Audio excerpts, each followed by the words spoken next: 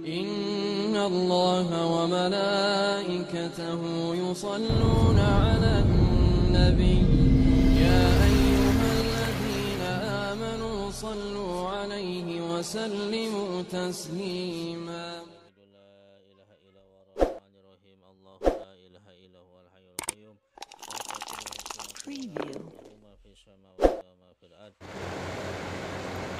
Assalamualaikum warahmatullahi wabarakatuh. Alhamdulillahirabbil alamin. Adada khalqihi wa ridha nafsihi wa zinata arsyihi wa midada kalimatihi. Allahumma shalli ala sayyidina Muhammadin nabiyil ummi wa ala alihi wa sahbihi wa man wasallam. Apa kabar sahabat fillah makan azum channel? Di bulan yang penuh rahmat dan maghfirah ini, semoga sahabat makan azum channel ditambahkan dan dikaruniakan keberkahan umur yang panjang, dijaga keturunannya sampai hari kiamat oleh Allah, menjadi orang-orang yang ahli taat, ahli mahabbah kepada Allah dan Rasulullah Sallallahu Alaihi Wasallam, serta menjadi orang yang selamat dunia akhirat, diberikan keberkahan rezeki, diselesaikan seluruh permasalahannya, baik itu masalah dunia ataupun masalah yang sedang mencari ridha Allah, mencari jalan menuju ridha Allah, sehingga menimbulkan konflik. Allah selesaikan, Allah tolong, dan semoga sahabat bilang makan azum channel yang telah mengamalkan ijazah dari channel makan azum channel, Allah terima, Allah mudahkan, amin ya Allah ya Rabbal Alamin. Pada kesempatan ini makan azum channel Al-Fakir akan membahas satu permasalahan yang sangat penting, yaitu tentang mursyid atau waliya mursyidah, sebagaimana yang telah Allah firmankan dalam surat Al-Kahfi. A'udzubillahi minasyaitonir rajim. Bismillahirrahmanirrahim. Wa yahdihillahu fahuwal muhtad wa man yudlil falan tajid lahu waliyyan mursyida. Barang siapa yang telah tidak diberikan petunjuk oleh Allah, maka tidak akan ada satupun yang dapat menunjukinya, walaupun seorang wali yang mursyid. Dan banyak di surat Al-Kahfi ini menceritakan tentang pertemuan Nabi Musa alaihissalam dengan seorang hamba Allah yang menurut para jumhur ulama, hamba tersebut yaitu Nabiullah Khidir alaihissalam. Ya, Nabi Khidir ini sebagai nabi yang mengajarkan ilmu hakikat, yang kebanyakan ilmu hakikatnya ini bertentangan dengan syariat, ya. Sebagaimana yang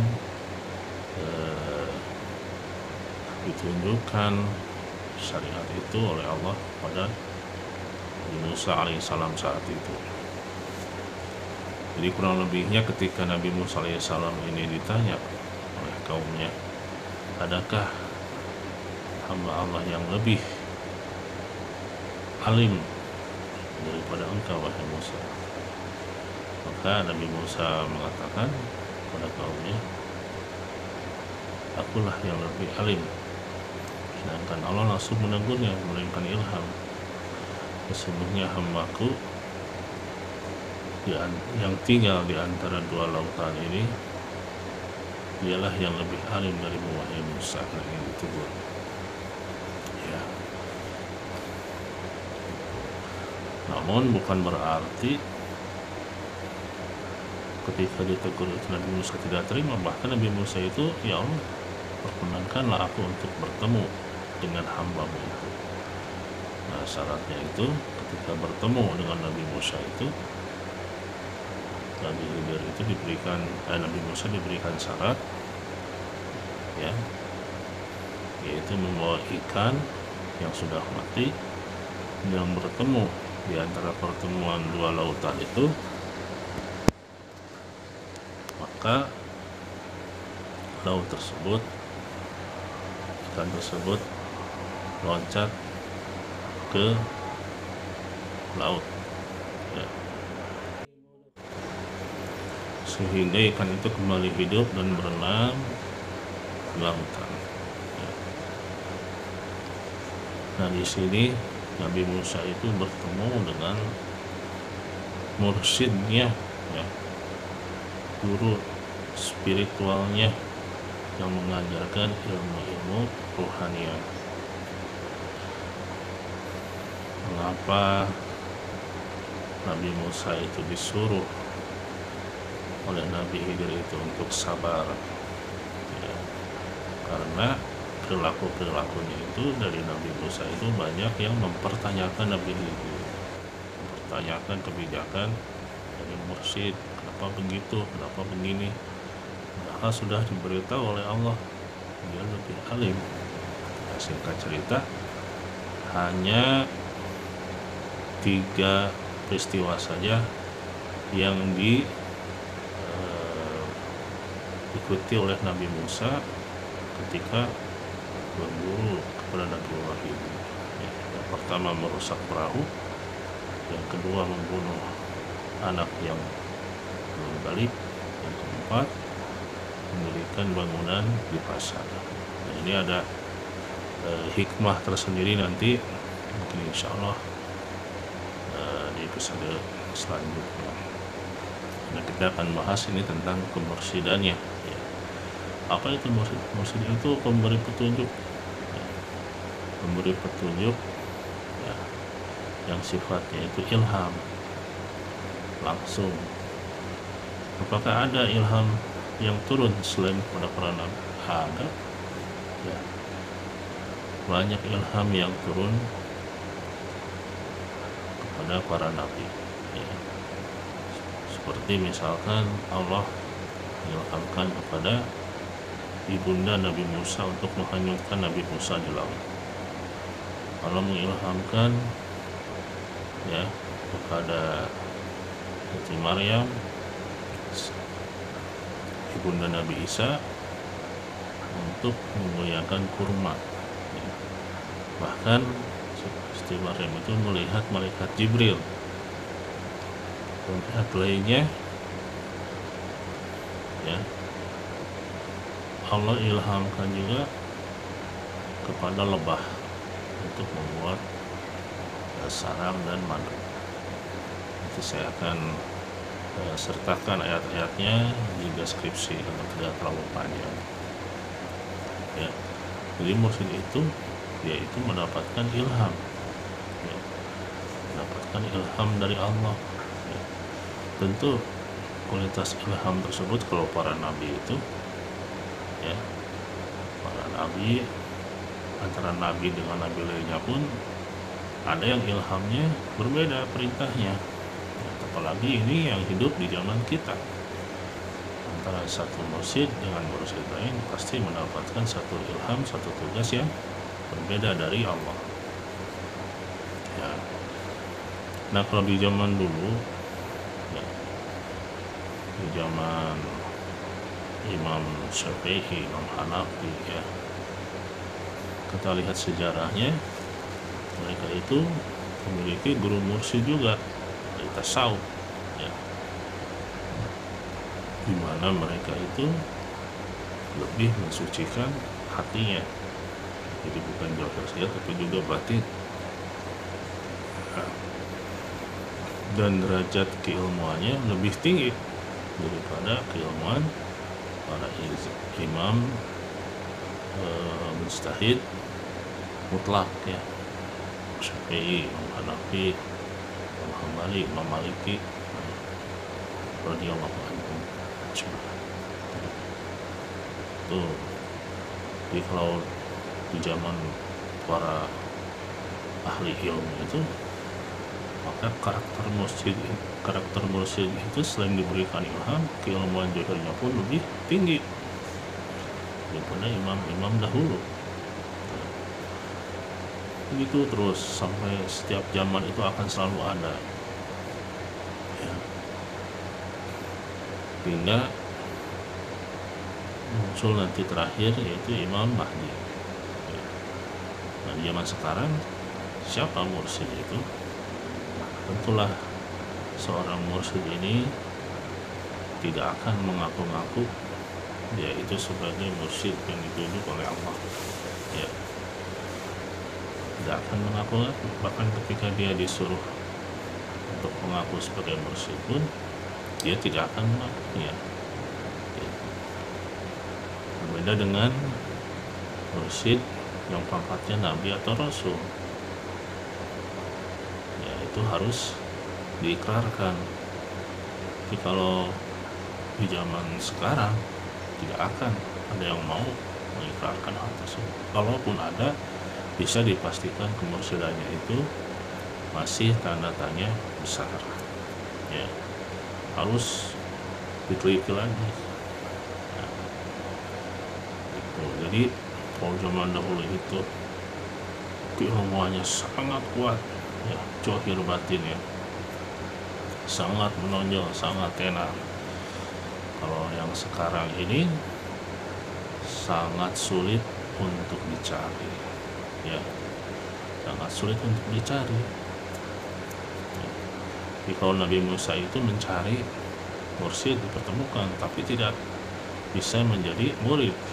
Nah, maka para alim ulama mengatakan jangan pernah kita itu minta kepada Allah untuk bertemu atau mencari, ya, tapi mintalah supaya kita itu menjadi muridnya, ya, murid mursyid yang hakiki di zaman ini. Ya Allah, jadikan aku murid para mursyid yang hakiki di zaman ini. Insya Allah, ya, Allah akan pertemukan, Allah akan berikan yang ilmu yang sifatnya itu mensucikan hati kita, ya. Karena apa? Orang yang berjalan dalam perjalanan rohani kita pada Allah, ya, di alam dunia, di alam kubur, terus, ya, di alam dunia aja contohnya lah, kita mau pergi ke beda pulau, ya, belum pernah datang ke pulau tersebut, kita itu perlu yang namanya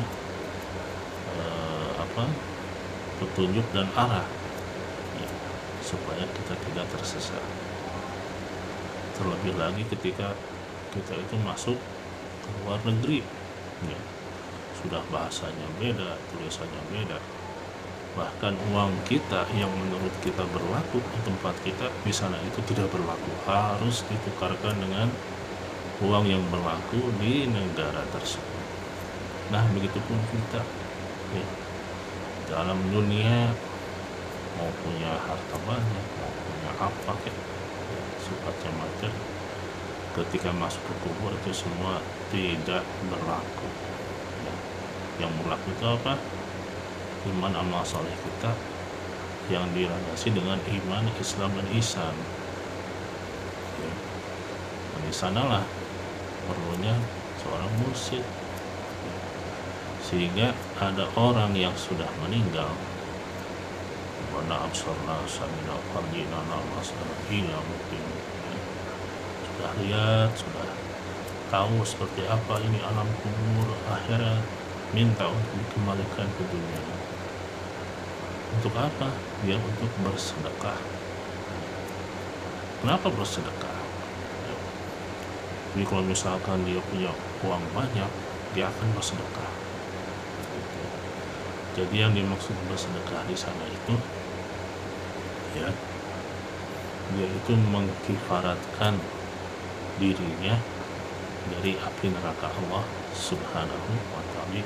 Bukan hanya harta saja, itu bahkan Allah itu kan dalam Al-Quran disebutkan telah memberi harta dan diri orang beriman dengan surga. Nah, ibaratnya seperti itu. Jadi dia mau sekonyong-konyong mencari, ya, apa itu yang bisa membimbing dirinya untuk selamat, ya, karena amal-amal ibadah itu hanya angan-angan belaka, kosong, hanya benar menurut angan-angan dia, ya. Ini pentingnya seorang mursyid. Jadi mursyid itu ada yang juga umi, ya. Kalau kita lihat sejarah Syekh Abdul Aziz Ad-Dabbar radhiyallahu anhu, ya, beliau itu umi, nggak bisa baca dan tulis, ya. Namun Allah berikan ilham, memberikan karunia, ya. Sehingga apabila ada para alim ulama, baik itu ahli zahir ataupun ahli batin, ya, minta diterangkan tentang masalah-masalah ayat-ayat Quran, maka dia itu melihat telapak tangan kanannya, dia jelaskan dengan ilmu laduni yang Allah berikan. Ketika ditanya tentang hadis Rasul, dia melihat telapak bagian di bagian ini di tangannya, bagian punggung dari tangannya, ya. Jadi jangan terpaku. Kalau kita lihat dan tanwirul qulub dan sebagainya, seorang mursyid wajib menjadi alim, lalu dia itu disegani, diakui keilmuannya, walaupun orang yang menentang keilmuannya tidak ada yang bisa menentang, itu mah enak, ya. Tapi aja banyak penentang, asal mursyid gak ada penentang, nomor satu dia, ya. Jadi tetap sifat-sifat mursyid pun sama seperti Nabi, menentang ada. Tapi seorang mursyid itu ketika dia sudah pertemukan dengan muridnya, segimana buruk muridnya itu tidak pernah memutus ikatan dari kemursyidan dengan muridnya, tidak pernah. Jadi kalau ada orang mengaku misalkan mursyid tapi dia itu memutus tali keguruan dengan murid, maka dia katakan itu karena muridnya kurang ajar, menentang kebijakan guru, maka dia bukan murid saya. Wah, itu bukan mursyid yang kayak gitu. Apalagi misalkan walaupun si murid tersebut sudah mengakui, lalu dia mencaci dan sebagainya sehingga tidak mengakui sebagai mursyid, mursyid itu tetap secara ikatan itu dia bertalian dengan murid, ya. Karena apa? Ibarat bayi dalam kandungan, ya. Pertalian sanad keilmuan itu ibarat ibu yang mengandung anaknya, tidak akan bisa dipisahkan, ya. Itu, ya. Jadi kalau tidak bersabar dengan keburukan murid, lalu memutus hubungan dengan murid tersebut, itu pastikan bukan mursyid. Ada lagi misalkan mengaku mursyid, tapi apa yang jadi harta murid yang menjadi haknya diambil dengan tujuan dari kepentingan agama. Itu tidak mungkin. Seorang mursyid itu tidak mungkin setengah-setengah, setengah untuk akhirat, setengah untuk dunia. Bahkan dia sepenuhnya untuk akhirat.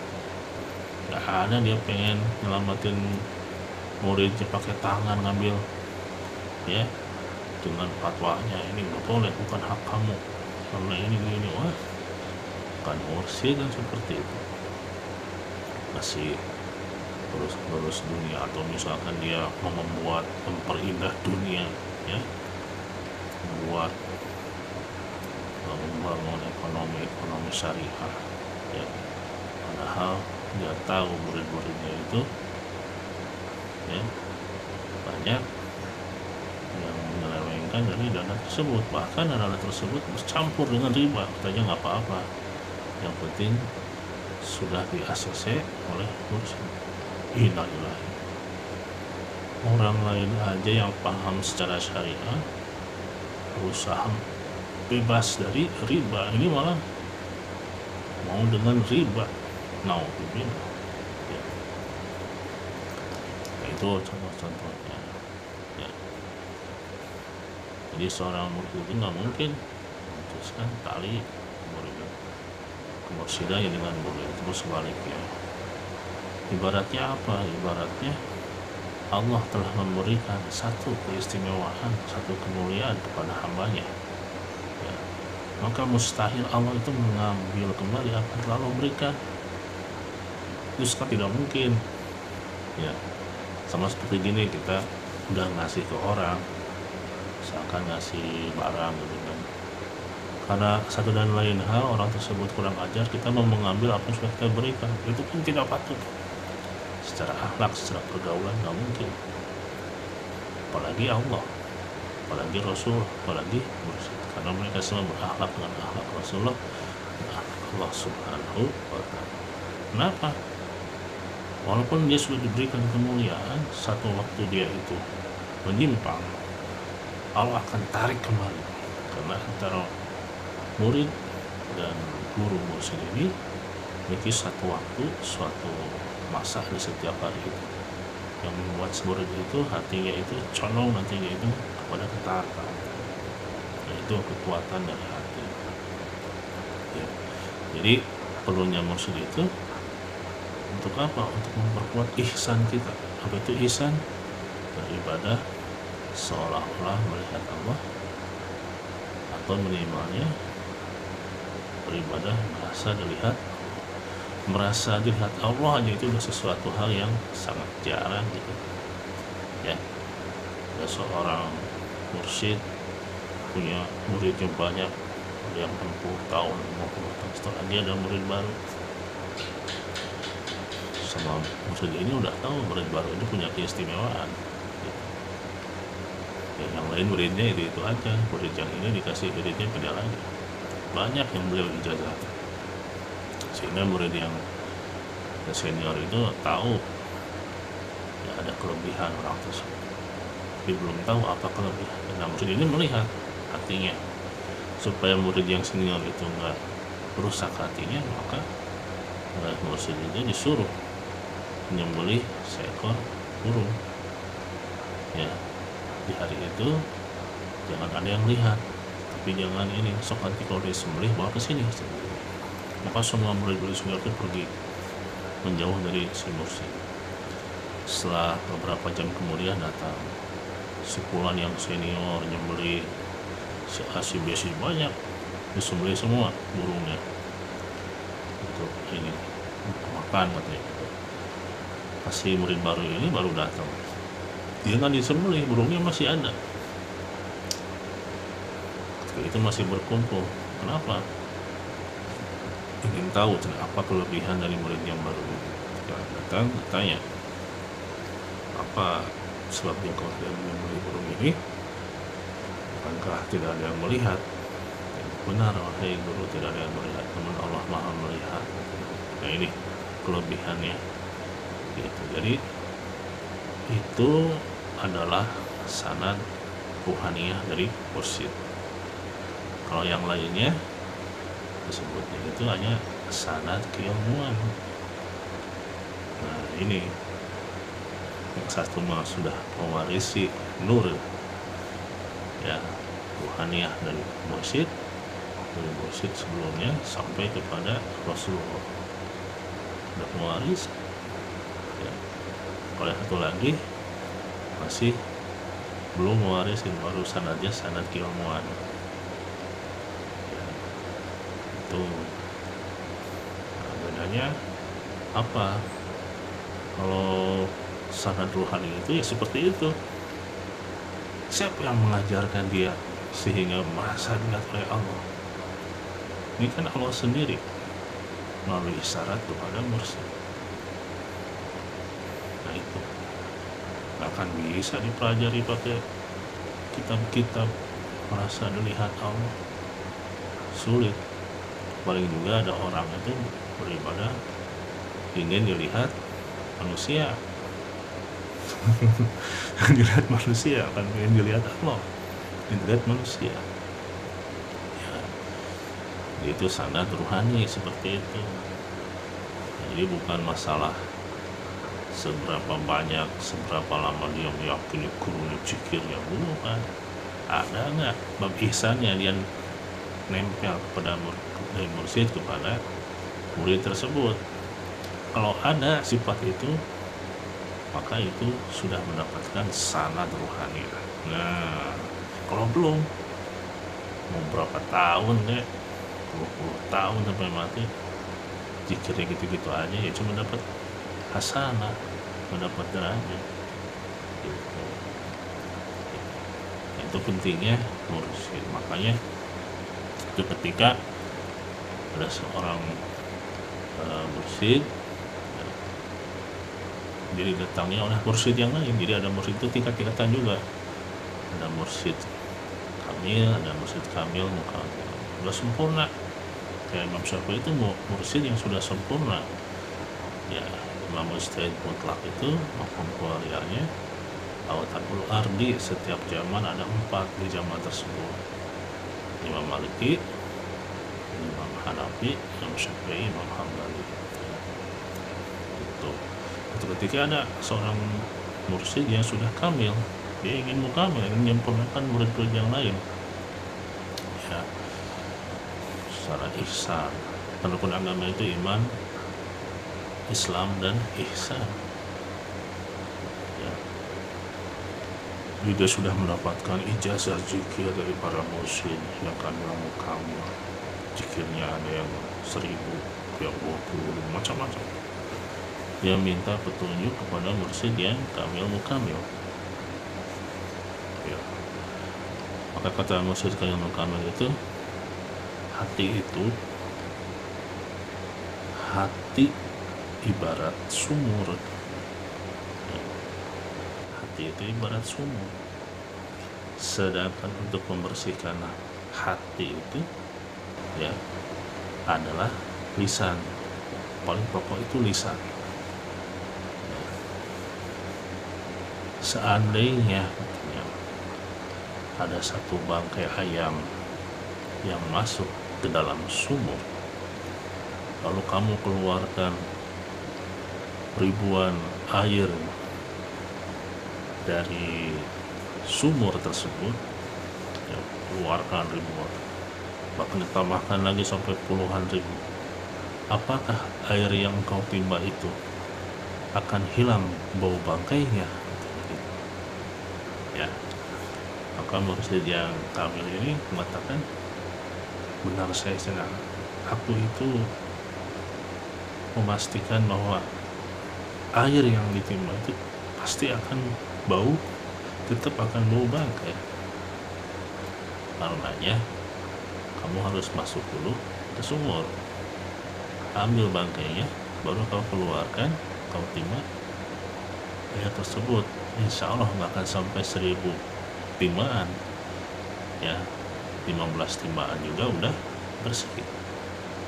Nah, itu hikmahnya. Kalau lomba itu nggak banyak pakai dalil, nggak banyak pakai hadis, plek segitu, ngerti gitu mau orangnya siapa. Pokoknya Rasulullah itu kalau ngasih hadis itu kadang-kadang ke si A amalan yang utama harus berzikir, si B yang nanya amalan utamanya itu harus tahajud, yang ini harus sedekah. Beda-beda, tiap sahabat menyesuaikan dengan karakteristik kemampuan untuk membuka futuh dari hatinya, beda-beda juga sama mursyid itu kayak gitu nah. Oh ini hadisnya, ini Qurannya, ini kitabnya, ini wah lama itu berarti belum amal aku gurunya ya, masih nunjukin Quran hadis dan ini gitu ya. Apa itu?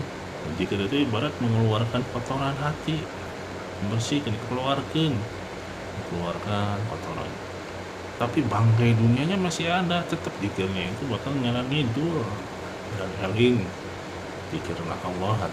Hatinya masih membesarkan toko, membesarkan uang, membesarkan tempat tinggal dan sebagainya, membesarkan jabatan, membesarkan kemuliaan, ingin disanjung, ingin ya jauh ke Allah, usul, boro-boro usul jauh itu ya. Bagaimana kita mengambil bangkai dunia ini? Itu kemarin dalam tingkatan zikir disebutkan ada yang ahsanul zikri ya, man ahsanu qaula mimman da'a ilallah wa amila shalihan wa qala innani minal mu'minin. Siapakah yang perkataannya dari yang mengajak taat kepada Allah, mengajak kepada Allah. Ini kita harus dakwah, bukan mengajak sholat saja, bukan mengajak taklim, tapi mengajak kepada kebesaran Allah, menyampaikan tentang keagungan Allah agar apa? Masuk ke dalam hati kita. Kalau kita hanya mengagungkan selain Allah, mati juga akan seperti itu, bergelimang dalam dosa, najis. Hatinya itu dipenuhi dengan kebesaran dunia yang fana, merdana, yang hampa. Nah, itulah pentingnya seorang mursyid. Ya. Jadi ada mursyid itu bukan orang yang alim menurut perkiraan kita, ada nggak masuk ya, namun menunjukkan kepada kita pencerahan secara lahir dan batin. Itu ya pentingnya mursyid. Makanya ketika kita mendikirkan la ilaha illallah, hati kita itu udah hakikatnya masuk kebesaran Allah. Namun apa? Yaitu tetap 8 peringkat zikirnya harus diamalkan, baca Qur'annya, sholatnya 40 rakaat, sholat sunatnya, sholat fardunya di masjid ya, sehingga nanti ya kita itu harus sempurna membawa agama, bukan hanya terima iman Islamnya saja ya. Banyak ketika Rasulullah Isra Mi'raj yang diperlihatkan oleh Allah ketika bangkai-bangkai sholat, bangkai-bangkai amal soleh yang tidak bernilai sedikit pun di sisi Allah. Ria, sedekah karena ingin disanjung ya, ingin dihargai manusia, sholat ingin dilihat oleh manusia, sholat duha ingin tambah dunia, tambah kaya, bukannya nggak boleh. Ibadahnya ikhlas karena Allah, doanya silakan, mau doanya minta dunia, minta kaya, nggak apa-apa ya, asal jangan minta jadi nabi aja ya. Itu pentingnya kualitas mursyid ya. Jadi tugasnya itu bukan membangun yang sifatnya materi, tapi membangun batinnya, ruhaniyah, yaitu ihsannya. Bagaimana kalau kita sudah masuk Mustut Tarekat ya, sudah bertalqin, namun belum ada sedikit pun tadi itu muter-muternya ihsan, merasa dilihat Allah, seolah-olah merasa dilihat Allah, cepat ganti, cari lagi mursyid yang lain, karena itu sudah pasti mursyid tersebut tidak kena ilmunya itu kepada kita ya, tidak kamil mukamil. Wallahu alam dari mana mursyidnya mencari mursyid itu kalau bisa yang juga duriat Nabi Muhammad Shallallahu Alaihi Wasallam, akhlak yang baik, ya. Terus ahwalnya, keluarganya mengamalkan sunnah Rasul, ya. Itu yang paling penting itu. Seperti itu. Nah, di bulan Ramadan pun demikian, ya. Ini saatnya kita itu sebetulnya bagusnya kalau udah bulan Ramadan itu udah punya ijazah zikir untuk taqarrub ilallah, sehingga di Ramadan itu dia bertaqarrub karena amal sunatnya dilipat gandakan, amal sunatnya diganjar dengan pahala mengerjakan yang fardu oleh Allah, dan pahala yang fardu dilipat gandakan sampai dengan 7 kali lipat, 70, ya, akan dikatakan yang mengatakan 70 kali lipat.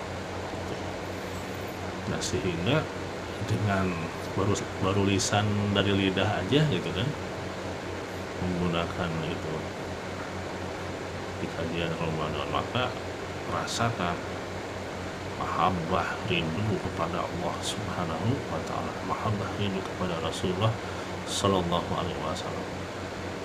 Jadi bukan hanya marhaban ya Ramadannya itu sebagai alat untuk lebih erat rasa mahabbahnya kepada Allah dan Rasul. Rasa seperti itu, bukan hanya mengejar Lailatul Qadar gitu. Sehingga di bulan Ramadan itu di akhirnya itu seperti bayi yang baru lahir, suci, ya. Bukan berarti setiap tahun jadi bayi terus, dalam artinya oh iya kita sudah suci, sudah ini, bukan begitu juga maksudnya. Jadi orang yang ada kerinduan mahabbah, ya, pada Allah dan Rasulnya, harus seluruh panca inderanya itu mendapatkan satu karomah karena dia itu dalam ketaatan, ya. Maka ketika bayi lahir itu maksudnya itu dia tiful ma'ani, ya, dia itu dilahirkan nantinya itu di alam ketuhanan, di alam ilahiyah. Itu ruhnya itu dibukakan alam uluhiyah, itu yang peringkatnya itu merasa seolah-olah melihat Allah. Nah itu. Oh, yang sekarang itu kan Sayyidul Mursyid merasa seolah-olah dilihat Allah. Nah kalau udah tiful ma'ani, dia itu merasa seolah-olah melihat Allah. Itu udah dekatannya khusus. Semoga Allah anugerahkan hal demikian, ya. Dekatan harus mau. Karena yang mengejar mahabbah segala macam dunia ini pun Allah perintahkan, permudahlah orang yang mengejarmu, ya, dan hinalah engkau, datanglah engkau kepada orang yang hamba mendamba kepadaku, kata dalam satu hadis qudsi. Harus yakin itu bisa ini lagi, ya. Nah, bagaimana dengan lidah tiful ma'ani itu, makomat dari lidah ini, lidah yang terhubung dengan hati yang tadi sudah dibersihkan. Bedanya dengan bayi manusia yang jodoh itu dilahirkan, ya, dikandung oleh ibunya. Nah kalau tiful ma'ani ini dia dikandung oleh mursyidnya, ibaratnya itu hubungan rohania, ya, sehingga lahirlah dia di alam uluhiyah, melihat Allah, ru'yatullah, seolah-olah, bukan berarti benar-benar melihat, seolah-olah gitu, ya. Ya ibaratnya gini, bayi dalam kandungan aja dia merasakan, melihat, bahkan makan itu apa yang dilihat dirasakan oleh ibunya.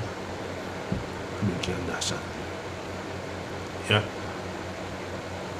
Itu dulu yang bisa saya sampaikan. Mungkin nanti Insyaallah pada kesempatan lain kita akan bahas juga tentang keajaiban ya karomah dari anggota tubuh lain selain lidah ketika dibawa kepada ketaatan kepada Allah.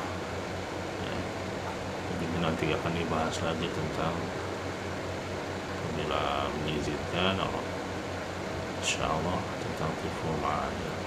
Ya, itu saja sahabat Quran Agung Channel sementara yang saya sampaikan.